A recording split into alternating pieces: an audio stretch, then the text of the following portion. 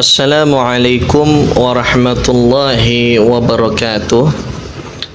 Alhamdulillah wassalatu wassalam ala Rasulillah Sayyidina wa maulana Muhammad ibn Abdullah wa ala alihi wa sahbihi wa man walah. La hawla wa la quwwata illa billah. Amma ba'd. Perihal daripada polemik nasab tentang keabsahan atau validitas nasab Ba'alawi tidak keluar dari sebab adanya tesis ataupun penelitian ilmiah dari Kiai Haji Imaduddin Utsman Al-Bantani, sehingga berbicara daripada tesis Kiai Imad. Oleh karenanya kita harus berbicara secara global apa sebetulnya definisi daripada tesis itu sendiri. Perlu diketahui oleh masyarakat umum bahwasanya tesis itu adalah sebuah penelitian sebagai persyaratan bagi seseorang untuk menempuh daripada program magister ataupun pasca sarjana, atau yang lebih dikenal pada umumnya adalah S2. Sehingga bila mana seseorang ingin menempuh daripada pendidikan S2, maka orang tersebut harus dapat menyelesaikan daripada tesis tersebut. Nah, oleh karenanya dari jenjang pendidikan S1, S2, S3, maka masing-masing itu akan berbicara tentang penelitian. Di S1 kita diwajibkan untuk mendapatkan daripada gelar kesarjanaan di S1, maka kita diwajibkan untuk menyelesaikan daripada skripsi. Sehingga tatkala skripsi kita dinyatakan lulus, maka kita berhak untuk menyandang gelar kita di S1. Kemudian di S2 juga demikian. Ketika kita ingin lulus untuk menyandang gelar kita di program magister ya ataupun program master, maka seseorang tersebut harus dinyatakan lulus dalam tesisnya. Dan kemudian pada program doktor ataupun S3, maka seseorang harus diharapkan untuk menyelesaikan daripada disertasinya. Oleh karenanya masing-masing daripada penelitian ini, maka masing-masing mahasiswa ataupun seseorang tersebut harus mengajukan daripada proposal penelitian sebagaimana halnya skripsi.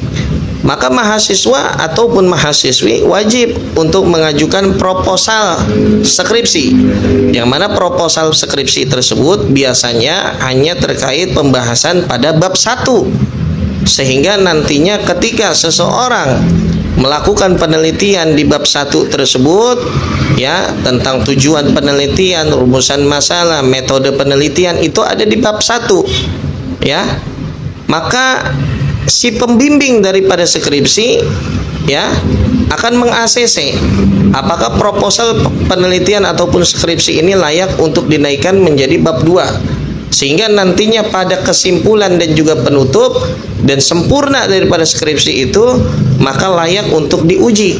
Ketika diuji, maka skripsi tersebut akan menjadi bahan pertimbangan penguji apakah ini lulus ataupun tidak lulus. Begitupun sama di S2 yang dikenal dengan tesis.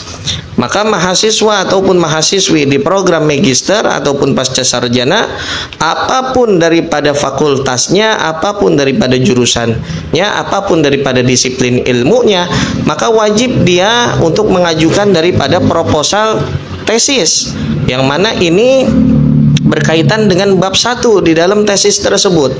Karena yang disebut dengan penelitian, skripsi, dan tesis itu ada beberapa bab, dari bab 1 sampai bab 5 pada umumnya.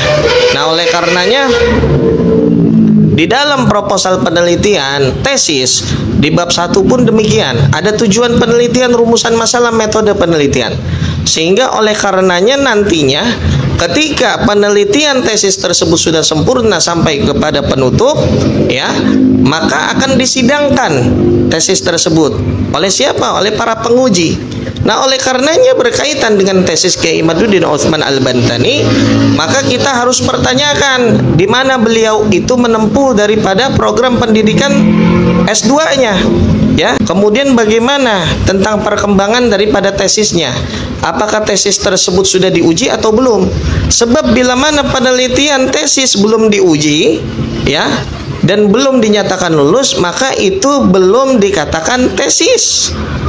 Yang dikatakan tesis adalah ketika program penelitian kita di pasca sarjana sudah lulus, dinyatakan lulus oleh penguji, maka itu dinyatakan sebagai tesis.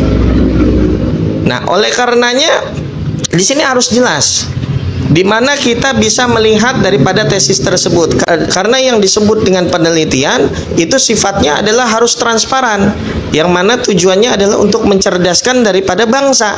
Sehingga oleh karenanya disinilah peran daripada bidang-bidang pendidikan untuk apa? Memberikan informasi yang secara jelas, valid dari mahasiswa-mahasiswi mereka untuk apa? Untuk dalam program pembangunan dan kecerdasan daripada masyarakat pada umumnya. Nah, oleh karenanya tesis Kiai Imaduddin Utsman Al-Bantani perihal daripada judulnya tentang batalnya nasab Ba'alawi memang perlu kita pertanyakan, sebab yang disebut tesis berbeda dengan karangan buku pada umumnya yang bisa diperjualbelikan. Nah, tesis itu ada tanda tangan daripada dekan dan juga tanda tangan daripada para penguji dosen.